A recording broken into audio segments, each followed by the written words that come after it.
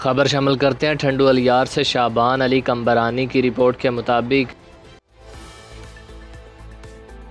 چنبڑ کے قریب 2 نامعلوم مسلح افراد موٹر سائیکل سوار 7 لاکھ روپے کی ڈکیتی میں کامیاب۔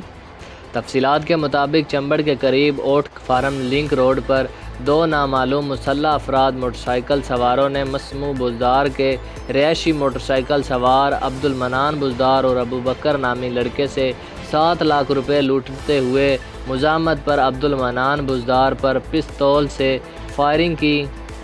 اور رقم لے کر فرار ہو گئے، جبکہ عبد المنان بزدار گولی لگنے کے سبب شدید زخمی ہو گئے۔ انہیں رورال ہیلتھ سینٹر چنبڑ لایا گیا، جہاں فوری طبی امداد کے بعد حیدرآباد منتقل کر دیا گیا ہے۔ عبد المنان کا کہنا تھا کہ ہم ٹھنڈو الیار بینک سے 7 لاکھ روپے لے کر اپنے گاؤں آ رہے تھے کہ 2 نامعلوم موٹر سائیکل سواروں نے زبردستی روکنے کی کوشش کی، جس پر انہوں نے مجھ پر پستول سے فائر کر دیا اور 7 لاکھ روپے لے کر فرار ہونے میں کامیاب ہو گئے۔